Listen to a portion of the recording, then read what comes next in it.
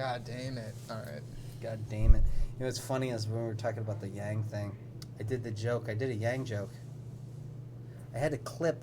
I had two clips of the Yang bit that we were doing last week. One is 30 minutes and one is 5 minutes. The 5 minutes is the better one, and it has more of it's more jokey and it gets more points across. And also, here's the main problem. This is some ADHD bullshit.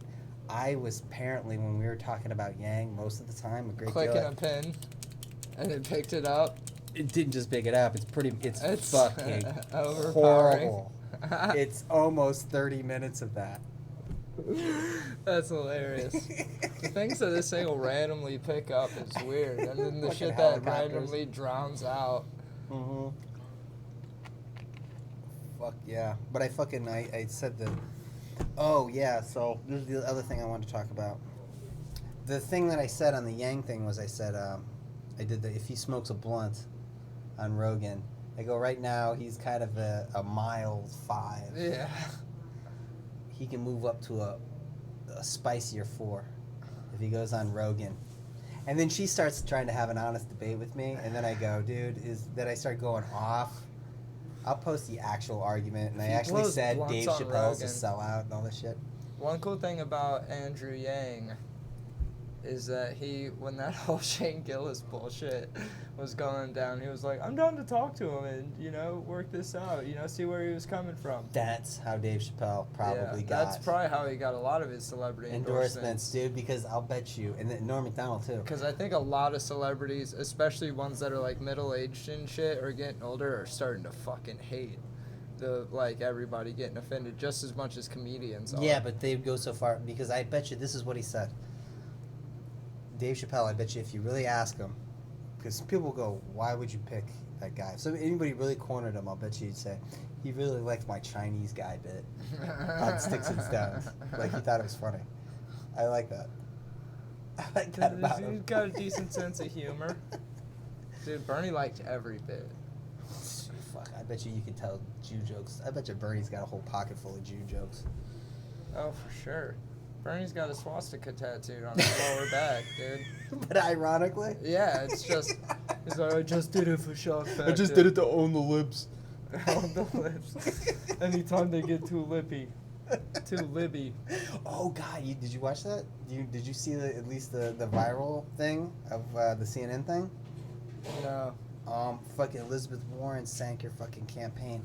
NAFTA's got a tag. Oh yeah, because wasn't she talking crazy shit to Bernie at a debate? She made up a fucking story, and where she claimed that he went up to her and said something that Joe Biden said publicly. Something about Jews? No, that was one of the CNN contributors. Or a woman will never win the election. Was it that? There is an anti-Semite who's going after Bernie, but there's no on NPR who works for NPR. I don't have her name. I forgot her name, but so. She made up a story. She concocted a story. She basically repeated what Joe Biden said publicly. Joe Biden said a woman can't get elected because Hillary Clinton proved that a woman can't get elected. He goes, what happened to Hillary Clinton won't happen to me. What happened to Hillary Clinton is going to happen to him exactly because first of all, he has early fucking onstage fucking dementia. Number 2. I don't even think it's early. I feel like he's mid in this bullshit. Oh, he gets worse than that, man. Because, he seems lost. Well, the little bit of shit I have watched, anytime it cuts, he just looks lost. They asked him about reparations. He was talking about record plays. He started talking about record players. He's like, we got to get record players for the fucking poor kids so they can learn words. He fucking said that. We'll buy him some Richard Pryor specials on He's like, those poor kids don't know words. Yeah, they have no vocabulary, dude, so we got to buy them record players. Him and Raid Zone should do a bumping mics. That shit would be insane. That would be fucking I want to do a bumping mics with Raid Zone and you.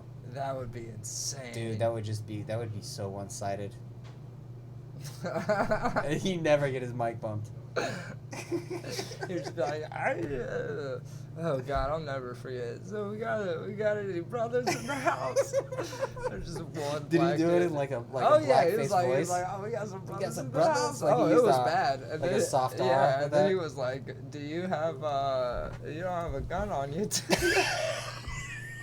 And he was like, I was on the bus today and I saw a black fella who had a cowboy hat on, and you don't see that very much. And I think he tried to make a joke about the 2 6-shooters. Who's the guy, the Old Town Road?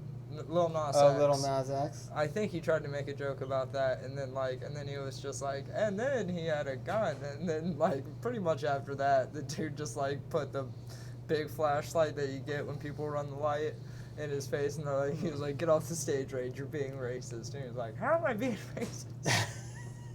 Dude, that fucking... And then he walked off the stage and sat back down.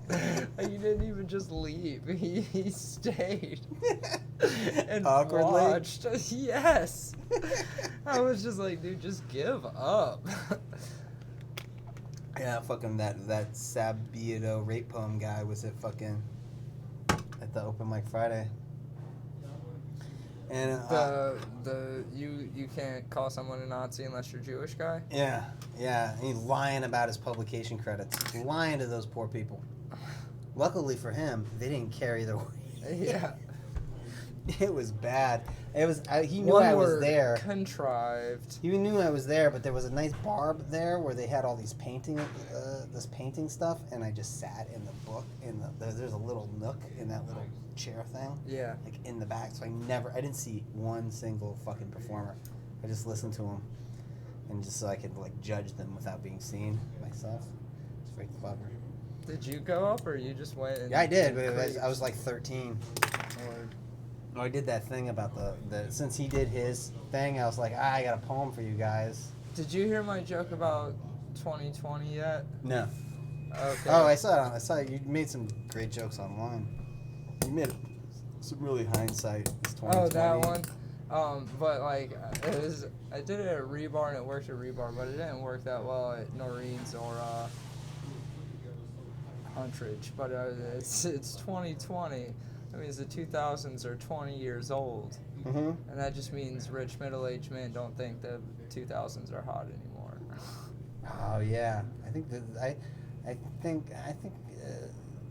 2000s will start declining around 2040, 2030. Is when I wouldn't be surprised. I want to get if we were 2020 done. pregnant. Let's put a baby in 2020. Dude, it's asking for it. It's one away from the ultimate decline. 1 year away. You know what I was thinking about? What a shitty year to turn 18. Like, for these poor people. Like, it's such a terrible time to be 17 with them just passing the law that you can't buy tobacco under the age of 21. And then they know they're all going to die. We didn't have problems getting cigarettes when we were kids. But then again, that was a different... Yeah, that was the days. I remember the days of bringing a fake note from your mom. Yes, they couldn't. You had to like use a fucking formal letterhead and shit whenever. All right, bye, shitstorm. I'm gonna switch it up. All right.